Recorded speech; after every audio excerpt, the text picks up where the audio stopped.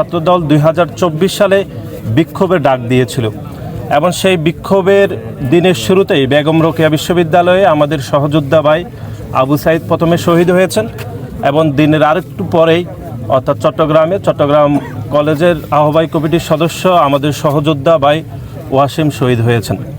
আমরা মনে করি আজকের এই দিনে মোট 6 জন শহীদ হয়েছিলেন। এটি পুরো জুলাই গণঅভ্যুত্থানের একটি মাইল ফলক, যে আমাদেরকে আবু সাইদ এবং ওয়াসিমরাই আমাদেরকে বোধহয় পথ দেখিয়ে দিয়ে গিয়েছিল জুলাই থেকে আর পিছনে ফেরার কোনো অবকাশ নাই। এবং আমি মনে করি জুলাইয়ের 16 তারিখ শহীদ ওয়াসিম যে শহীদ হওয়ার পূর্বে তিনি যে সামাজিক যোগাযোগ মাধ্যমে স্ট্যাটাসটি দিয়েছিলেন যে চলে আসুন 16 শহরে, এটি বাংলাদেশের সকল গণতান্ত্রিকামী মানুষ এবং বিশেষ করে বাংলাদেশি জাতীয়তাবাদী উদ্বুদ্ধ সকল মানুষের জন্য একটা মেসেজ ছিল, যেই মেসেজটি আমাদের দলের তৎকালীন ভারপ্রাপ্ত চেয়ারম্যান জনাব তারেক রহমান আমাদেরকে দিয়েছিলেন, যে মেসেজ আমরা ওয়াসিমকে আমরা দিয়েছিলাম।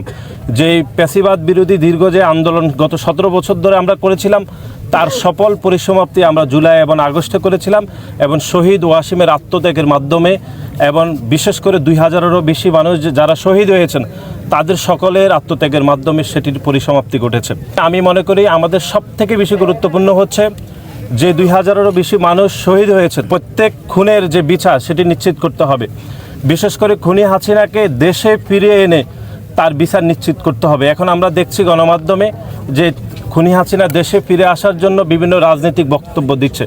আমরা মনে করি খুনি হাসিনাকে খুব দ্রুতই দেশে ফিরে এনে প্রত্যেক খুনের বিচার নিশ্চিত করতে পারলে জুলাই আগস্টের সকল শহীদদের আত্মা আমি মনে করি শান্তি পাবে।